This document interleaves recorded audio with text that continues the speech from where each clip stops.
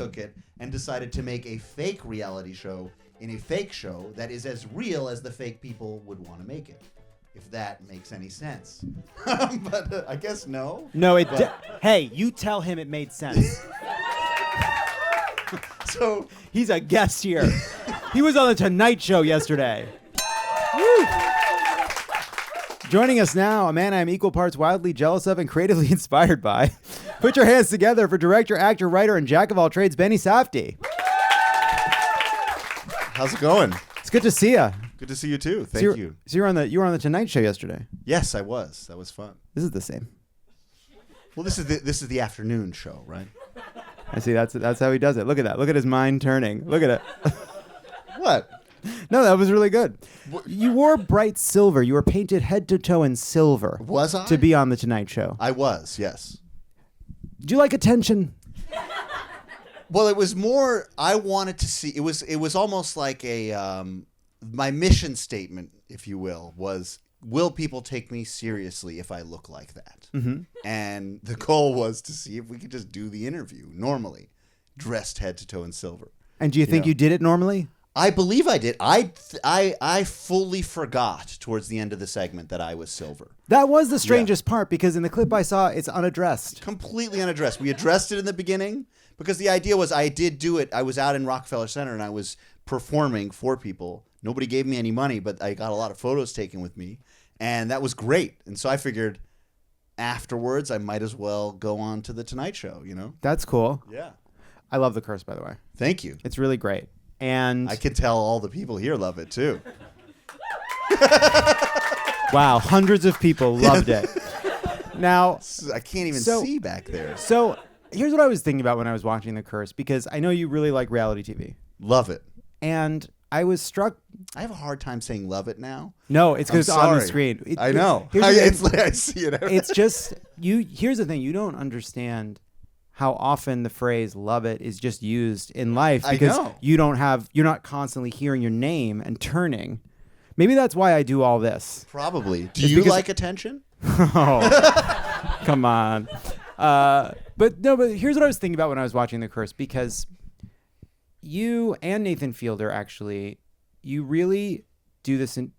I think creating and not releasing tension. Like, that's a really important part of what you do. It's an important part of what he does. And reality TV, I think part of the magic is you never get more tension than you can handle. Mm-hmm. You always get the exact right amount to break at the exact right moment to feel good at the end. Yes. So can you talk a little bit about that? Like, you love reality TV, which gives you the perfect serving of tension. And then you're like, well, what if I treated tension the way the gluttony sin is treated in the movie Seven? Mm-hmm. You know, basically create so much tension that then when you get kicked in the stomach, you die. Yes. At the beginning of the film. Wow. You know what I'm saying? I do get what you're saying.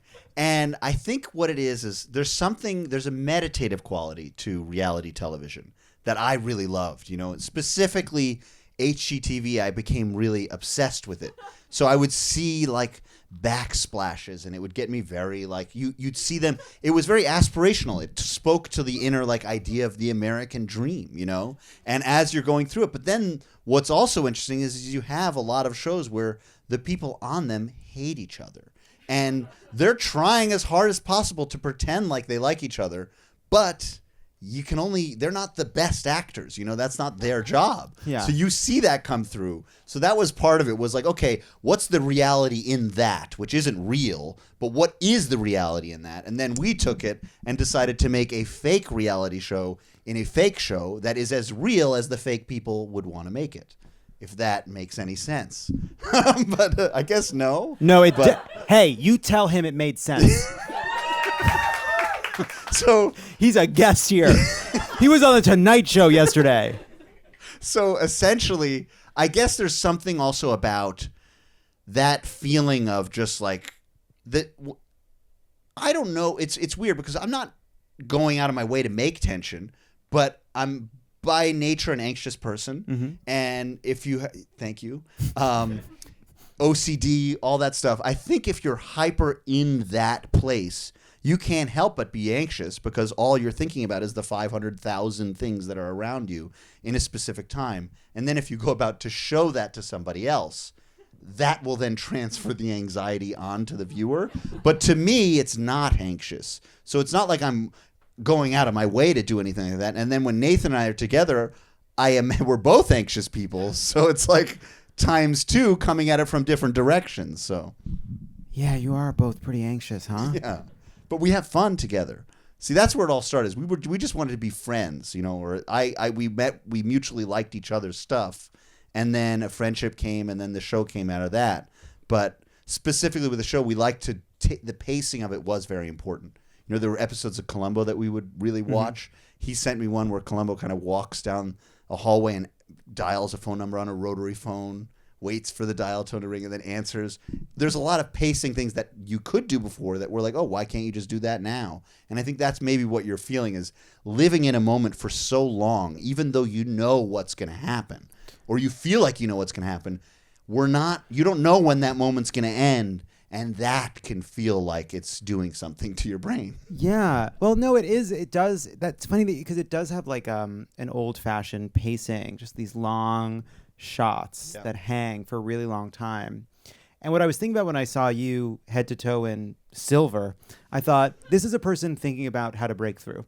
And but like I mean it, that I feel like there's a lot of noise. There's a lot of noise, and I was thinking about it because I don't know that Emma Stone and Nathan Fielder made that mock trailer that was a send up of that other rom-com immediately and created a whole little cycle about it. And I think that your movies have sometimes been able to break through and have a much bigger impact than movies of that size normally would. And what was striking to me in watching this show is I was like, oh, this is cutting through the noise. And I don't mean it in a kind of commercial way. I was like, oh, for me as a viewer, I was like, oh, there is so much prestige TV. There is so much, there are so many movie actors saying for the next 3 months, I'm making a great one-part TV show. It's like everywhere. Like there's a fucking Fincher movie. I'm like, maybe I'll get to it. A Fincher movie. Fincher Green on television. I just referenced it. Yes. I haven't seen it. Why bother? And it's almost like you're like, I don't even know if I'm going to find the time. It's crazy. It's crazy. Yes. But do you think about that? Like how to break through in this environment? Yes. That is one of the kind of edicts that I would always say is this can't look or sound like anything on television, because I, like you, had been so upset with almost everything that I was seeing because everything kind of looks the same. Everything looks good. Everybody's acting really well. And it was just, but something was kind of bleeding into, everything was the same in a lot of ways. And I think it's less to do with the content and more about how it's kind of getting to you and the atmosphere at which you take it in. And I think a lot of it has to do with this feeling of that you were talking about before. When you watch a reality show, you kind of sit back and let it just wash over you. And there's only so much activeness that takes. And I guess a lot of these other shows almost kind of come out and do that, or they're trying to do something, and everything is so good. And when everything is so good and everything is so perfect, which one do you choose, Right. Well, it is similar. But again, like to this, the right amount of tension delivered the right way, beautifully shot. Like the standard for what we see just on a streaming show is just like, it's gotten much better. It's just, these are glossy, beautiful shows. But again, that like mete out a certain experiment. And to that point, we shot this HD at super high ISO. So it's what's ISO? It's basically, if you're in low light situations, you crank up the sensor to get the image into the camera. But what that does is it creates a lot of digital noise.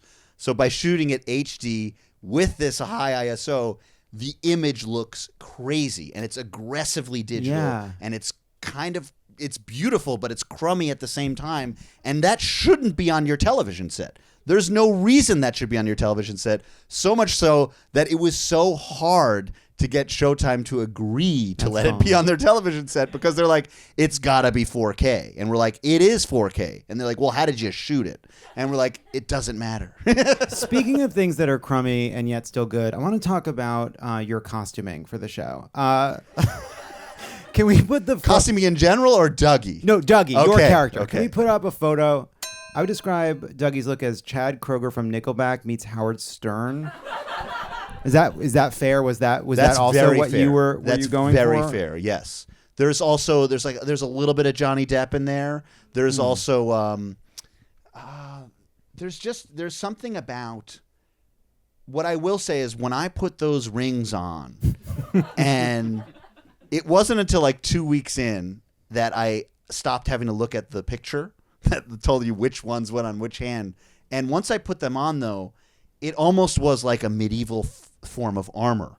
And I went out and I just became a different person. I could walk out. I could, hey, stop right there. Like you want to use your hands more when you have that stuff. When you're using your phone and you got a thumb ring on there, you're really just like sliding up. You want everybody to see it. And so there's this performative quality to what he's wearing, but it's also, he's not, the clothes aren't wearing him. You know, he is a part, they're all one thing. But what's important about it is when you see him, like you just said, you can immediately think of, oh, I know that guy. I know exactly who it is. I know what he's trying to do. I know everything about him. But then it becomes our turn to try and show something different, you know, show an insight to him that you may not have looked at or prejudged and said, oh, I'm just going to not think this guy's got an inner life because he's so obsessed with his outer appearance that he doesn't have anything in there. But there is a deep sadness in there, and he's covering up for it, and he's trying his best to make himself happy. You know, there was a scene that we wanted to have in there where he went shopping, and as he was shopping, all he wanted was the approbation of the person selling him the clothes. He wanted to know if it looked good. He wanted that from them because he wasn't getting it from anybody else because he's so lonely. Anyway, so there's a lot that can go into it, but I think it's just about trying to understand people at the end of the day. Well, so in the first episode,